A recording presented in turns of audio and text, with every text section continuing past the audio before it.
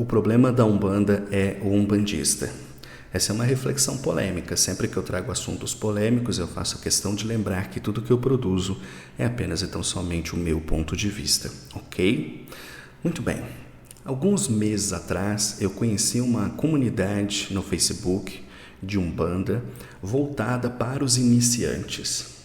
E nessa comunidade, realmente, eu encontrei muitas pessoas que estavam começando na religião e que procuravam a comunidade com um caminhão de perguntas, muitas das quais eu também me fiz quando comecei a minha jornada.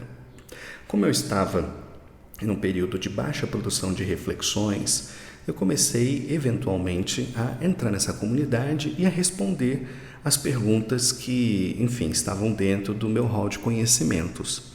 E muito rapidamente a comunidade me atribuiu o título de colaborador. Se você já participou de algum grupo, você já deve ter visto que ao lado do nome de algumas pessoas aparece colaborador. Isso quer dizer o quê? Que os seus conteúdos são curtidos e comentados por muitas pessoas. Então a ferramenta reconhece isso e te dá isso automaticamente. E assim foi.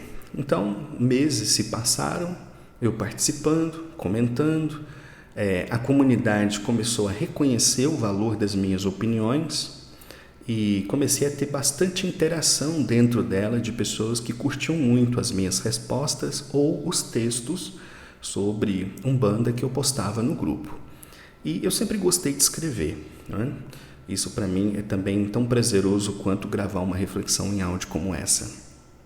Então fluiu muito bem, chegando agora no fim do ano a surpresa.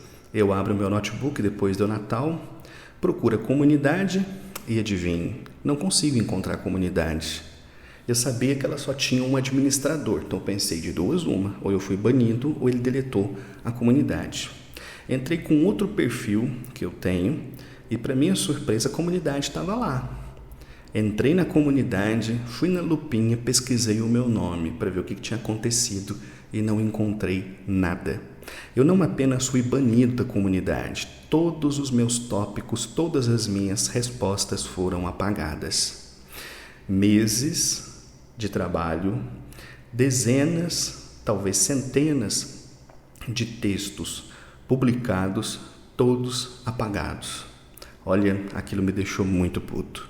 Eu sou administrador de uma outra comunidade no Facebook e esse é um recurso que a plataforma oferece que é muito interessante. Por exemplo, quando você tem indivíduos que invadem esses grupos para ficar postando coisas que não tem nada a ver, você consegue banir o cara e ao invés de você procurar cada um dos posts que ele fez, ele te dá a opção de deletar todas as participações, então você deleta. E foi o que aconteceu comigo. Eu fui expulso e tudo que eu escrevi foi deletado. A grande pergunta é por quê?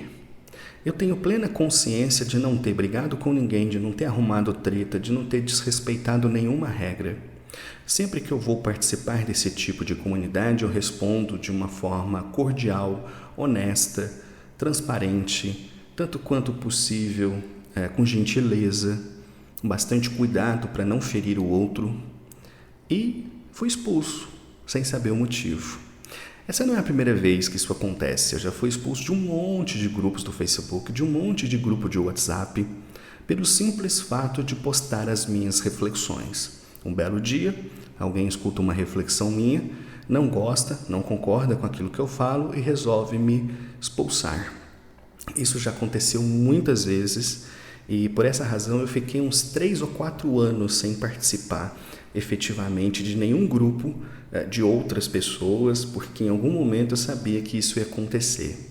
E para mim a razão é sempre a mesma, o incômodo que as pessoas sérias causam em ambiente em que reina gente perturbada. Para mim é só isso. Porque se eu não desrespeitei ninguém, eu não quebrei nenhuma regra, eu nem discuto. Quem me acompanha há mais tempo sabe disso. Eu simplesmente me sinto à vontade para falar o que eu penso de forma bastante clara e aberta. Isso é justificativa para que alguém me expulse? Infelizmente, para muita gente é. Então, o que me irritou de verdade não foi ter sido expulso do grupo, mas pensar que durante meses eu fiz tantos comentários, respondi tantas dúvidas, coloquei tanto texto ali que eu tenho certeza que em algum momento ajudariam outras pessoas, tudo aquilo foi apagado. sem nenhuma cerimônia, sem nem aviso. O cara me expulsou, ainda me bloqueou, tipo assim, entende?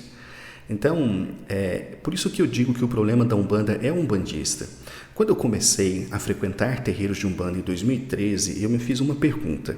Eu me disse, conversando comigo mesmo, né? Eu falei, poxa, a Umbanda é linda. Tudo que eu tenho visto até agora é maravilhoso. A comunicação mediúnica, as respostas que os espíritos dão, sabe? Toda a caridade que eu tenho. Meu Deus, por que o povo fala tão mal? E aquele tempo eu achava que era por conta da intolerância, do preconceito apenas. É claro que isso tem um peso. Mas hoje eu penso que não. Eu penso que o maior peso tem a ver com o próprio umbandista. Às vezes eu tenho a impressão que a Umbanda ela é um tesouro dado na mão de crianças que não sabem muito bem o que fazer com aquilo, que jogam na terra, sujam. E é o que acontece. Para vocês terem uma ideia, recentemente eu criei um outro canal aqui no YouTube chamado Umbanda Branca, que fala sobre uma vertente de Umbanda que sempre me cativou e é o que eu estou praticando hoje. Então criei um canal só para falar disso. Inclusive, se você quiser participar, o link está aqui na descrição do vídeo. E eu já sabia que eu ia enfrentar muita polêmica, porque a gente tem uma massa de umbandistas ignorantes, que não conhecem nada de história, que são militantes, que foram convencidos a olhar para qualquer manifestação de Umbanda para além do que eles consideram aceitável como algo negativo. E no primeiro vídeo que eu postei, foi um vídeo que teve um alcance maior, eu recebi um monte de ataques. Assim, se você não produz conteúdo para a internet, talvez você não tenha dimensão do quanto nós, produtores, somos atacados. Isso acontece o tempo inteiro. Eu estou na internet há muitos anos, eu já recebi muito ataque, muita ameaça.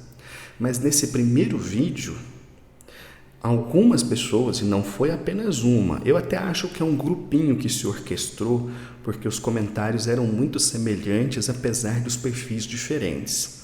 Teve um grupinho que começou a postar no meu vídeo que eu era nazista. Entendem? Nazista. Eu, professor de história, ensinando para o 9º ano sobre a Segunda Guerra Mundial, sobre todos os horrores do nazismo, fui chamado de nazista, repito, não uma vez, por defender uma vertente de Umbanda que na minha opinião é tão bonita quanto qualquer outra, é tão respeitável quanto qualquer outra. E quem está fazendo isso não é hater, quem não entende nada de religião. Você vê pela própria natureza dos comentários que são pessoas que estão dentro da religião e que dizem, né, estão ali defendendo a Umbanda, atacando as pessoas, chamando de nazista e coisa pior. Então eu comecei naturalmente a deletar esses comentários e a bloquear essas pessoas. E inclusive essa foi uma das razões que me fez fechar os meus perfis nas redes sociais. Se você entrar hoje no meu Facebook, Instagram e TikTok, eles são fechados. Por quê? Vou contar isso rapidinho. Eu sou professor de escola pública e os alunos frequentemente procuram os nossos perfis nas redes sociais dos professores por curiosidade.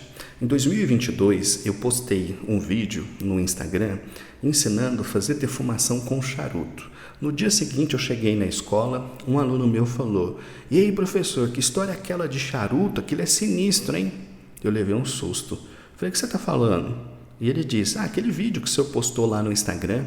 Eu falei: "Você me segue no Instagram?" Ele falou: "Não, mas de vez em quando a gente dá uma pesquisada para ver o que os professores estão postando." Eu nunca tinha imaginado que os meninos fariam algo assim, né? Eu sou da geração que a gente tinha medo dos professores, né? Enfim, então eu fiquei muito surpreso com isso e a partir dali comecei a ter cautela para ver, enfim, o que esses meninos estão observando ou não. E aí imagina se um aluno desse entra no meu perfil e vê o indivíduo me chamando de nazista e eu chego na escola e ele fala: "Ei, professor, que história é essa? O cara te chamando de nazista lá?" E eu tendo que me explicar o que foi que esse menino leu. Isso se ele já não contou para metade da escola. Então, muitas dessas pessoas que estão aí destilando ódio na internet e que acham isso divertido, elas não têm ideia do impacto que elas estão causando na vida dos outros e que uma hora elas vão ter que responder isso. Os espíritos dizem que não há um pensamento mal nosso que não tenha consequência. Então, um dia essas pessoas vão ter que se arrepender amargamente desse ódio que elas destilam. Principalmente quando dizem defender uma religião, né? Eu defendo tanto uma religião que se você não concorda comigo, mesmo sendo da religião, para mim você é um nazista. Esse é o nível de amor que essa galera tem no coração, né?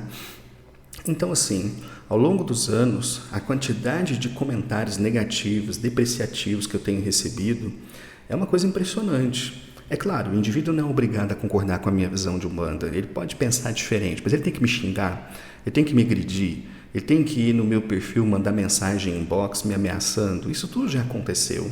Então hoje, quando eu olho para a Umbanda hoje, e todas as maluquices que tem por aí, gente vendendo curso na internet, fazendo desenvolvimento mediúnico online, é terreiro que faz amarração, é terreiro que faz trabalho para derrubar chefe, é entidade que chega de limousine, sabe? Todas essas loucuras, para mim, só tem uma explicação. A culpa é do próprio umbandista, que não conhece a religião, não sabe valorizá-la, enfim, e isso dá espaço para todo tipo de perturbação que infelizmente apenas empobrece a religião.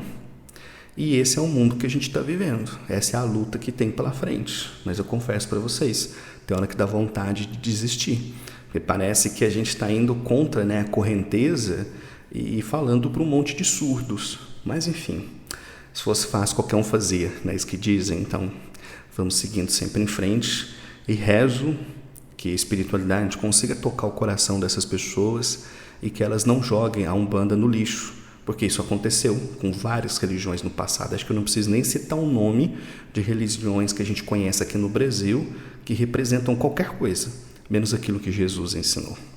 Fica a reflexão, até a próxima.